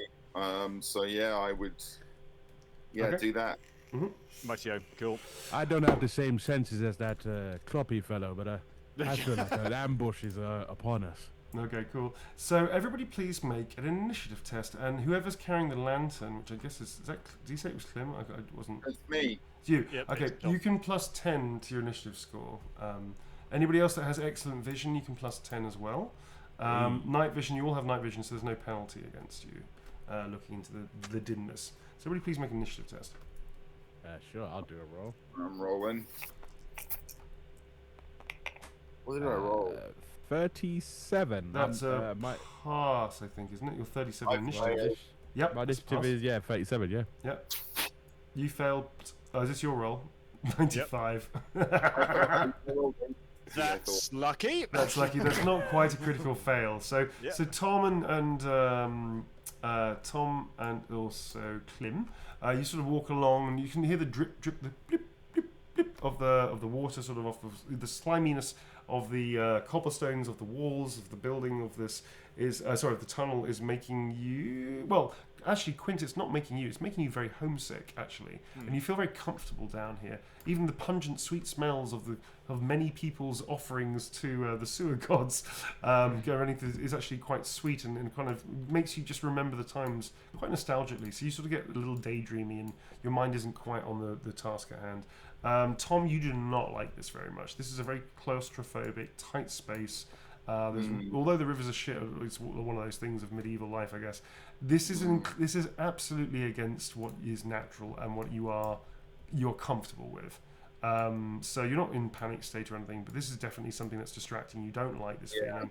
The air is very dank and musky down here. It's very oppressive. It's a little almost, and it's very humid, of course, as well. Merrick, you have a weird feeling about this place. It's almost like it's very familiar. There's something familiar about the way that the stones are tight and laid. You also notice a couple of dwarven signs as you walk through. Clearly there were dwarven engineers that created these sewers. But there's something weirdly familiar that you can't quite put your finger on. And it must be, you think it must be to do with your dwarven nature. Even though you haven't really been a part of the communities per se, that you're very much a city boy in that way, that there's something instinctive about the stone and mortar around you and well made. And as you're looking around and looking down at the sewer itself and the canal and the way that the stones are lined up in such a way as to be able to stop any overspillage, for floods and things like that, you do notice this weird ripple in the water. And it's a little rat. And the rat is sort of like swimming backwards and forwards. In fact, there's two rats that swim backwards and forwards. And they swim on a little bit, sort of passing you. And then suddenly they just go and just get sucked underneath the water. And neither you sort of go, whoa, that was a bit strange. And as you watch a bit longer, as you're sort of walking very cautiously behind Rattigan, you realise that they haven't come up anywhere, and the water is still once more. Even though I'm an above-ground dwarf, for some reason I feel as if I've already been here before. I would exercise caution, fellows. There's something that's not quite right about this place. What are you going to do, folks? Could you elaborate any further, Master Merrick? Yes, it might sound silly, but I was just perusing the waters and I saw some rats just drown. They haven't come back up, so I fear that there might be something in the water.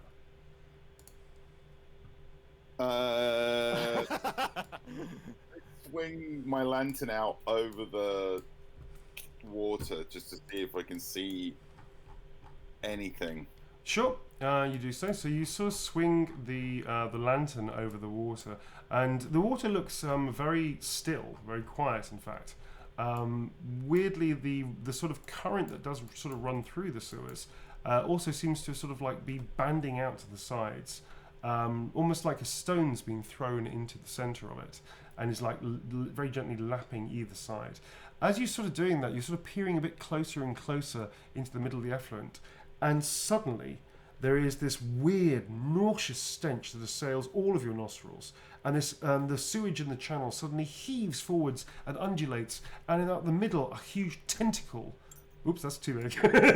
that's enormous. This huge tentacle erupts. And out in front of you, out from behind you, erupts this monstrous, weird jelly thing with its tentacle flailing. And it sort of starts smashing against both sides of the sewer. One tentacle lashes out to two tentacles lash out towards you two, and another testicle which seems to testicle. Sorry, another testicle, a testicle-shaped tentacle. I knew those bag of nut signs. I should have told you. Serious. Yeah, Merrick, you hold up very quickly the nuts, and you realise, like, you start peering at them, like, oh my god, what have I taken? So yeah, these tentacles. It's still a scrotal beast. Yeah. So you realise that this huge fucking slime creature that's this basically like proto jelly almost with no features. These tentacles that come out of it essentially are part of it, and it's almost like you know that bit out of Ghostbusters like 2, which is a terrible movie, but the idea was kind of interesting. That bit in the sewers when something just like lurches out of them that's pink, like that pink jelly stuff. It's like that. Like these things just lurch out of you from this body. It's very much a body, but it sort of like lurches out, and these things are so long that it seems to be able to grab either of you. It actually pulls itself up on the same side that the rat is on, so the same side that Quint is on, but the tentacles can easily reach all of you. This is, just for those people that are playing along at home, this is an amoeba. It's a slime creature, by the looks of it. Although you guys have never seen anything like this, so you don't know that. It looks very much like an amoeba does. That's exactly what it looks like, really. Please, everybody make an initiative test, or you're going to be surprised.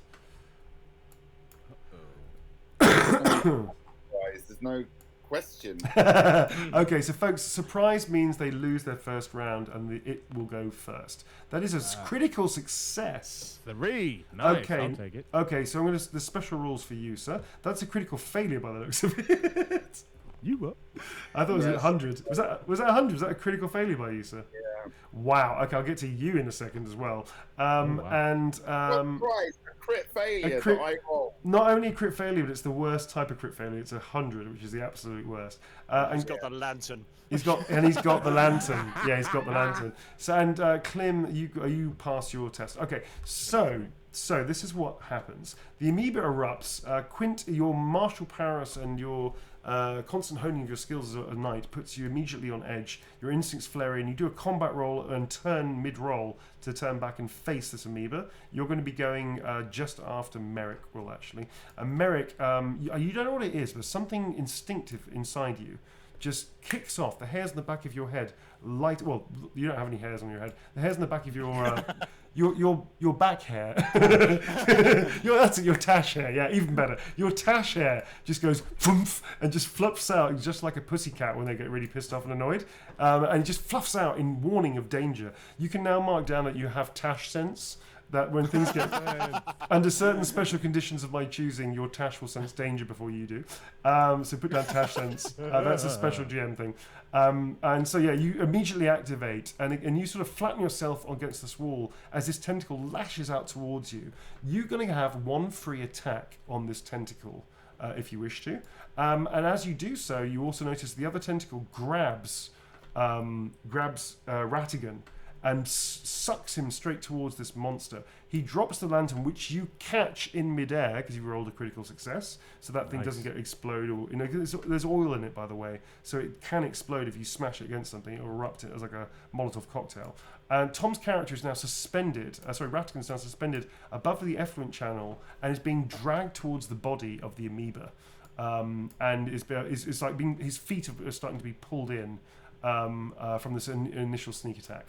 It is now, let's say it's Merrick's go first, then Quint, and then Tom. You will be able to do something but not attack because you're sort of being wrapped up in this amoeba's tentacle as it's dragging you towards it. Ooh, well, I think I got strike mighty blow. You do. Yeah. You're gonna have a free attack. Damage. So yeah, what are you attacking with, though, sir? My sword cane. Okay, I'm going to say, again with initiative critical success, you can draw it and attack in the same go. That's fine with no penalty. Yeah, no worries. Yep. So your sword cane whips out like a flash, and you have an attack roll, which is your weapon skill. What is your weapon skill, actually? 38. 38. 38 or under. Okay, here we go. 72. So you make contact, but because it's so slimy and you've got like a rapier, I guess, It doesn't quite penetrate, sort of slides along the side and takes a little cut out of it. It doesn't do any perceivable damage. And that's at that point, Tom's whips past you, and you catch the lantern on your rapier, let's say, and then draw it in. And you see Tom flying past as he's being dragged into the air. That's pretty cool, though. Which is pretty fucking boss. It's pretty. That's quite boss. Yeah, Tom's character died. It, but I did it in style. Did it in style. Yeah. Tom's character died, but that was pretty cool. All right, Quint is your go, and then it's Tom's go after that. Quint. I think I've realised why they have a shortage of sewage workers. Have at thee! Have at me, yeah. All right, so what's that? That is. Can't believe it broke That's out an again. 87, which is a miss. Okay, No, have it not then. Okay. No, that's the computer says 8, not 2. I'm afraid. Sorry, sir. So that is an 87. So you sort of again you bring your sword down. It sort of bounces off the gelatinous body of this tentacle and this monster that's attacking you. I'm now going over to the very unlucky Ratigan. Ratigan, you're being wrapped up. So your hands are.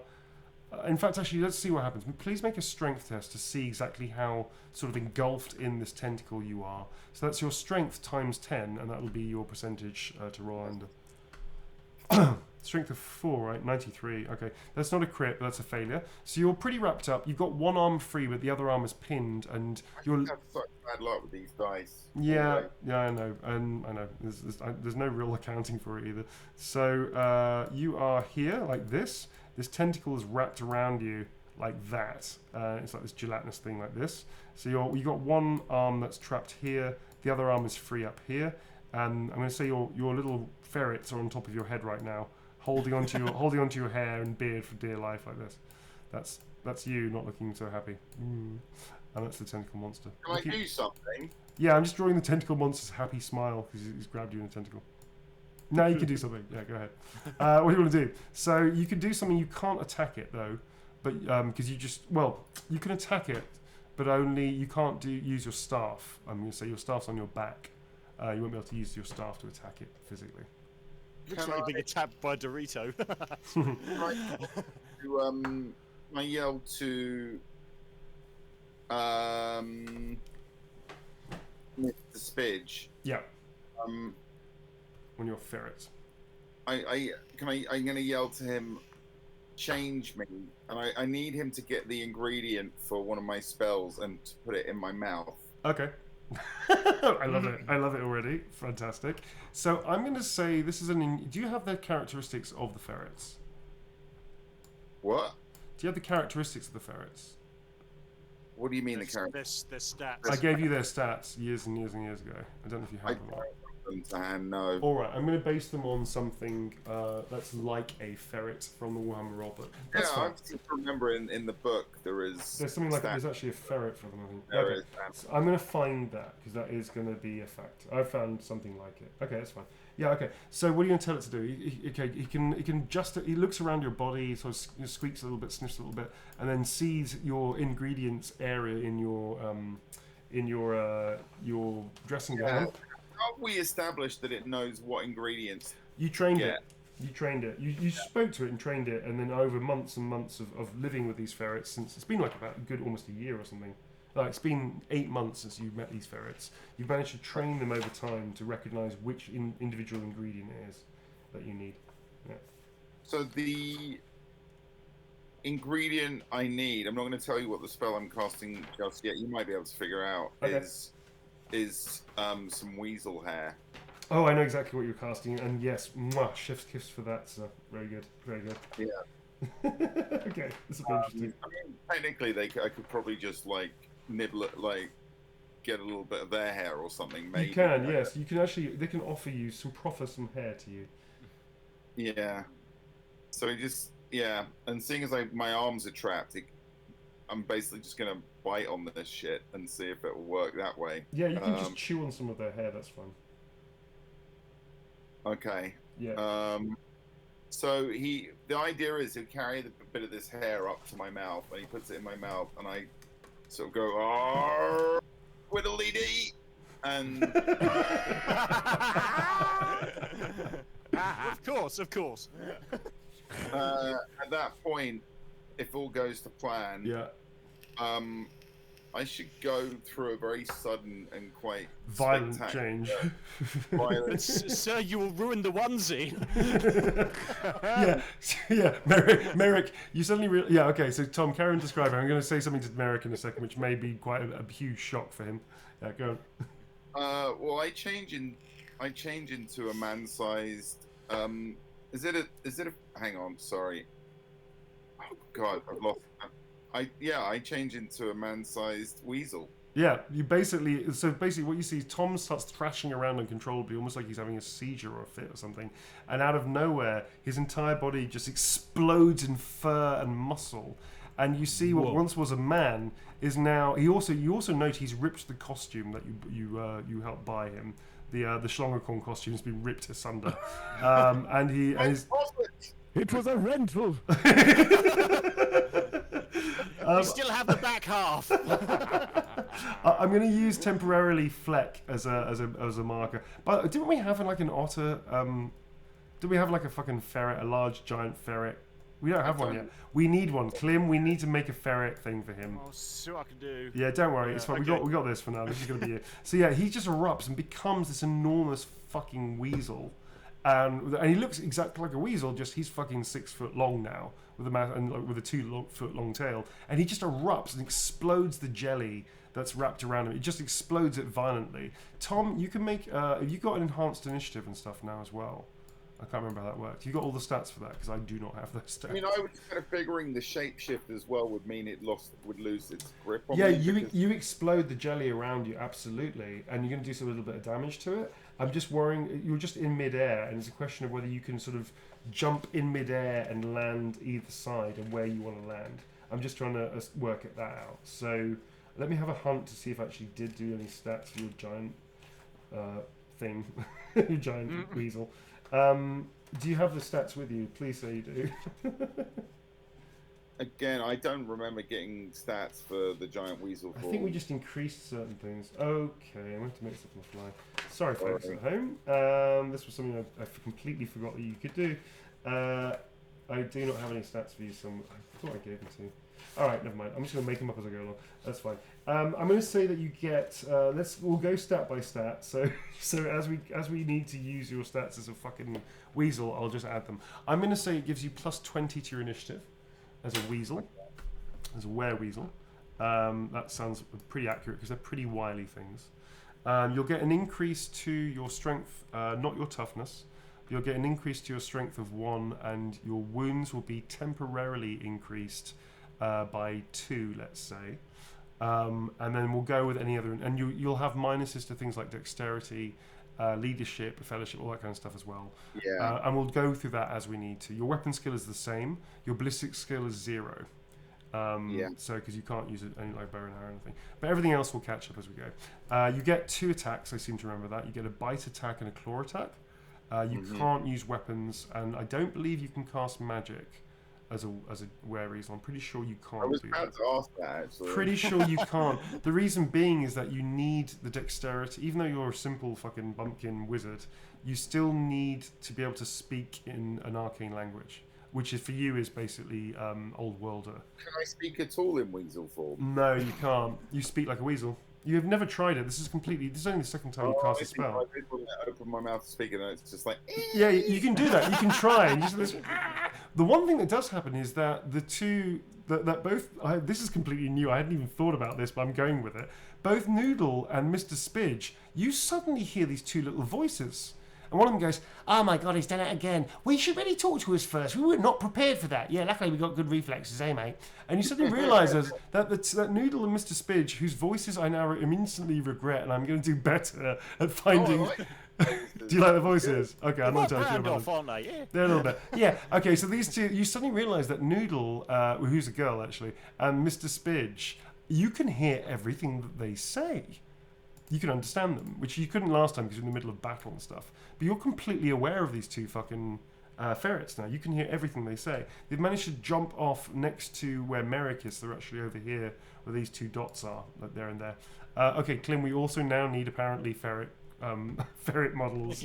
So yeah, Add it to the list. Add it to the list. So you can actually hear them. So now you're in midair, having burst out. Please make initiative tests to avoid being dumped in the middle of the effluent. Being dumped in the effluent. I mean, that... It could be worse. And also, Shitty Weasel sounds like a really bad band. Shitty Weasel. The Shitty Weasels. That's a 96. Are you kidding? Dude. No. Dude. Okay, I'm gonna get rid of these dice because there's something up with those dice, I feel. Use these dice, Tom, like everybody else's. 90s. Yeah, it feels a bit bogus. Use these are new dice. Don't use those ones. It could be you. You could be just like unlucky. That's a quantic mechanic. Really It's a level of luck. 91. He's unlucky. So we've Never established go near a casino ever. It's basically just quantic. It's quantic mechanics. We can't do anything about that. That's fine. Okay, so basically you sort of flap in the air and you just drop into. At least it's not a critical fail, mate. So you just drop into the effluent. So now you're just covered in effluent water and all kinds of stuff that's floating around there. You are safe. You don't take any damage at all because you've fallen into like 4 foot deep water. You can swim up. You're actually a very good swimmer, I seem to remember, as a weasel. But you're in the water and you're facing off against this amoeba. It is a new round. Sorry, it is actually the amoeba's turn is going to go now. So its 3 tentacles sort of reform out of its body and it lashes out at all 3 of you. And the first one is a miss, which is going to be Quint. The second one, which is going to be you, Tom, is a miss as well. And the third one hits. So sort of these things start flailing around. You start jumping and ducking underneath them, and the tails sort of the tentacles like smash out to the middle and the side. And Merrick, you're sort of trying to weave and guess where the tentacle's coming, and it does this funny bendy thing and actually hits you straight into the stomach. It's going to hit you. Yeah, I like that. It's going to hit you for 7 points of damage. What does that mean? That means you take your toughness off that, and then you take any armor that you're wearing. If you're wearing a leather jacket, which I don't think you are, because you're in fine outfit right now. Yeah, I'm in my fine outfit. Cool. Toughness. I think my toughness is quite low anyway. It might be quite low, yeah. So what is your toughness? And then minus that. I've got it down as 3, but then I've got plus 30 on there. No, that's if you make it into a percentile. So it's 3, so you take 4 wounds, and that's to your body. I don't think you're wearing any armor because let's face it, you came from a wedding. Yes. And you're now there's now going to be the tentacle that hits you and smashes you against the side is now trying to wrap itself around you. However, it's just critically failed. So now you're going to have an opportunity attack against this thing that's it's basically starting to touch you in places that you're not entirely comfortable with. It's trying to wrap itself around your leg, and it's like caressing your face and leaving like a slimy trail. You notice Never on a first date. you can make a. How did it know my secret place? Yeah, it's tickling your left earlobe, so it's making you rather uncomfortable. You can have an opportunity attack. I'm going to say 'cause it's a critical fail, so you get a free opportunity attack at this naughty lack of asking consenting tentacle. That's doing strange things to your earlobes. What do I need to get for this? Weapon skill or less. So whatever your weapon skill is, roll that. Weapon skill is 38. 38. Okay, cool. That's a critical. That's not critical. 6. That's not a critical, but it's very close. Okay, that's a 6. It's a huge hit. Please roll a d6, and then which is the yellow ones. I'm going to grab you. Here you go. This one. That's a d3 actually. Oh yeah. So roll a d6, and then you're going to. That's a critical. So please roll your weapon skill again. And if you get under your critical, you get this. You could kill it in one blow. Jesus. You're gonna beat the snot out of it. This is You fantastic. really are. You really are. So you about touching me? Okay, so Yeah, roll it bad again. touch, the amoeba. That's another. So you get another critical. If you roll 6 on this Ready. dice again, you just keep rolling until you don't get a 6, basically. So roll it again. That's 4. That's 10 plus your strength, sir. My strength is 3, I believe. That's 13 points of damage. Okay, so you smash it. You sort of take this tentacle that's touching you in a place that's uncomfortable. You wind your arms around it, and then you just fucking yank it off its body. And with it, a huge chunk of this like gelatinous mass comes with it, and you just fling it far off into the sewer. And it lands with a loud splash. There's a huge chunk. Yeah, you go completely. This thing has ruined your suit. You just go, Fuck. and you've just basically ripped it in half. It's still alive. It's still moving. Obviously, it's an amoeba. It's not going to be killed immediately because of that. But it is severely bloodied, and it is thrashing around even more aggressively than it was before. Okay, new round. It is top of the round. It is going to be Quint's go. Quint. Right, let's see if we can't finish this thing off, eh? Right. Right, let's have a look here. Grab the dice and give it a roll. 27 is a hit. That's a hit. Okay, I'm using the spider sword. Yep. Which is okay, and rolling for damage. That's a 1. Okay, plus strength, which is strength of 3, strike mighty blow, that's 5. 4, plus the spider sword, which is magical, so that's 6. 6 points damage. Okay, you sort of like you stab one of the tentacles against the wall, and you sort of go, ha ha! And then actually it just melts around your sword and gets pulled back into the body. So you've done a tiny bit of damage, but not much. This thing is pretty fucking tough. Right. Okay, that is your go, sir, for the moment. Next up is going to be Tom. What are you going to do, sir? Can I recover from the fall? And you have recovered already, although you are completely covered in shit. Of course. Yeah, you can The second recover. we went into a sewer, I knew someone was going to get doused. Oh, it's literally only a matter of time. There's so much shit it's just there's so much poop down here. It's ridiculous. I've got no pride. It doesn't matter. You're still very much your war weasel self right now, so. Well, I'm gonna go at it then. I'm flying at it, Great. aiming for the point, the exposed sort of interior that where I know, Yeah, sure. Piece out. Yep. Yeah. Okay, cool. So roll a weapon skill check. You can. I'm going to say it's a leap, so you can charge. So you can get plus 10 to this roll. Okay, so it's weapon skill. Yeah. Weapon skill. What's your weapon skill? 43. 43. So it's 53 or under. You need to get. So it's over. It's over. It's 1 out of the 2 chance. So yeah, it's pretty good. All right. If I roll in the 90th percentile, I'm just logging off. Peace! Yeah, do it, man. Do it. 55. Is that a hit? no, it's just. Could you use luck? With luck, it would be a hit. Your luck for the day. Actually, I just didn't take the other one off. Your luck actually holds again. So yes, your luck holds. And you manage to. You basically dive straight into it. And you basically just like slam straight into it. Is it either a bite attack or a claw attack? It doesn't Bite matter. attack. Bite Doing. attack. Okay. Oh, wow, T first. So your strength is plus 1. Your strength is plus 1 for this. Yep. Roll a d6. All right. That is a 1 plus 1. That's 2 plus your strength. 4.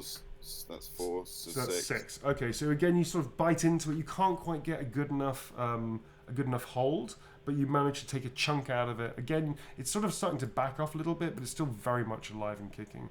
However, you've done a fair amount of damage to it together collectively, and it doesn't look good. It's sort of thrashing around. It's a bit drunken in its movements, and it's sort of backing off away from all of you a little bit. But at the same time, it's not scared. It doesn't seem to be scared of you. It's just reeling from the hits, if that makes sense, and still sort of being aggressive towards all of you. Merrick, I believe it's your go, sir. Merrick is, since he's already been doused in all the goo, he's going for it now. I'm gonna say that the goo is only on one lapel. But that's enough to enrage that's fine you. then, No, but it's not. It's enough to enrage you. Like it's literally like your favorite lapel on your suit. You what? I'll never sponge out. I don't have salt down here. I reckon it's time for the knuckle dusters to come out. Oh, that's what's the name of the knuckle dusters again? I can always stand to hear it. I think it was Truth and Justice. I think it was Swift Justice. Swift and Justice. That's it. Swift Justice. They're embossed on the front of it. They're actually in the plate. The thing that makes contact with somebody's face are the letters Swift and then Justice on the other side. So when you punch somebody and you pull back after a big hit, it's imprinted into their skull. It's or like their Phantom's power ring. Yeah. It's kind of like that, a little bit. Yeah, it's like the Phantom's power ring. I reckon it's time. The bit he tore off. It's wriggling around. Yeah. He jumps on top of it, and then he uses that to springboard himself up straight into the monster's face. Wow. for an Okay. attack. Okay. You are going to land in the effluent channel possibly, unless you bounce off. Actually, if you're successful enough, you could bounce off the thing. So let's find out if this works. All right. Cool. So let's make a weapon skill test. 38 is my weapon skill. I'm going to give you plus 10. Oh, 37. That's a hit. Fuck it. 37. I was going to give you plus for the excellent dive. Don't worry about it. He's angry. He's angry. So put all any of your. I think are they normal? Are they magical? Are they normal? These fist are my weapons? specialist weapon. The specialist weapon. Okay, so it's just -1 to your damage roll because they're not quite as powerful as a cut. They don't have any cutting edge. Yes. They're bludgeoning. So No. it's -1. So it's D6 -1 plus your strength and plus strike mighty blow, which I think you have. That's a lot of maths. Yeah, it's a lot of that stuff. Yeah. Okay, right. Oh, That's a 2. So that's 1 plus your strength. the strength is 3. That's 4 plus what do we say? Strike mighty blow. It's 5. All right. 5. You basically land on top of this thing and you start like beating it, like punching it, and it feels very much like you're punching a pillow. Like you're doing Swift as much. justice. You're just saying that over and over again. Swift justice, swift justice, and you start. Justice. You start saying that to the point where Leading with the left, excellent. you start leaning into it. You start pounding away at it, and this thing is just rears back, and the whole of the channel. It sends this massive wave down the channel. Tom, you are launched against the side, and you land pretty much behind Quint. Merrick, you jump, push back and slam against the wall and sort of slide down over here. And this thing just rears up, and you see it sort of expanding, and its tentacles are growing out and starting reaching toward all of you. Great, more poop. Yeah, suddenly it just stands there and it kind of issues out this weird, not a roar, but like a violent vibrating shake that almost sounds like a kind of wobbling roar. And then out of nowhere, it just explodes. You hear this huge cracking sound from behind it. And the whole thing just goes like that. And just explodes all over the walls. And all over the walls behind you. And then you hear a voice. Hello, dearies. Now, I might be old, but I can Yeah, a hear voice you peers thundering into the... I can't even think you can hear this. A voice... No, I don't think you can hear that. Maybe you can hear that. Oh, goddamn. This thing... No! Can you talk to me, folks? Hello. I'm not. Hello. All right. I don't know if this is going to work. So I'm just Hello, gonna see if this works or dearies. not. Audience, Now, you may be able to hear this. I might be Unfortunately, old, you but I can't. can I'll hear play you this thundering for you around like a separately, pack which of is trolls. Um, Why don't you all come oh in? my God, Lay down. I've The really... voice yourself, Neil. What Here are we go. you doing? Hello, dearies. Now, I might be old, but I can hear you thundering around like a pack of trolls. Why don't you all come in, lay down your weapons like good little boys, or I'll execute every last one of you motherfuckers where you stand. Right. Well, I'm convinced. No arguments from me. Sorry, folks at home. I kind of fucked that audio up because obviously they can't be here. So you hear that, and out from behind, from behind this now obliterated amoeba, stumbles through. I'm going to use this thing just because it's in shadow.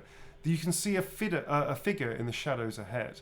Obviously, there's a dim light around, so you can't really tell what is going on. You just know that there's a person at the other end of the tunnel, and they're staring very much at you. The body has been obliterated by somebody throwing what looks like a Molotov cocktail into it, and there's little fires like burning out here and there. And you just see this person who's hobbling forward on 2 sticks, just stands at the end, still in darkness, and is staring at you. And then you hear the unmistakable click of a flintlock as it's pulled back and the hammer has been set to ready. That, folks, we're going to stop it there. I'm so sorry about the audio Oh, you fucking can't up. leave it there. I'm telling you, I'm fucking leaving it there, man. I'm completely leaving it there. It's absolutely been left there.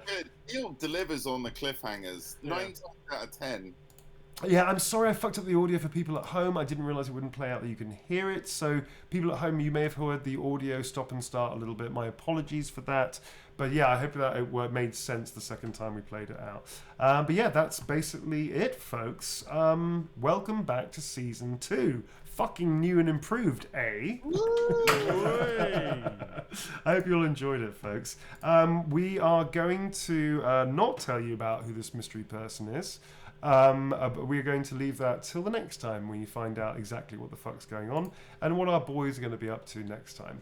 I think in respects to the new arrival as well, I believe it's your turn to flip the table, sir. Oh, remember to save it. I just saved it. I did I was cool. really adminning the fuck out of Oh, this I get to before we flip the got it. table? You get to flip the table, sir. So what you do, if you go up It's to the up top, on the top, sir. on the right-hand Yeah. side, there is a table flip Oh, button. yeah, I'm zooming out just so I can see it. Give me 1 second. Give me 1 second. So whenever you're ready, let me know when you're primed, sir.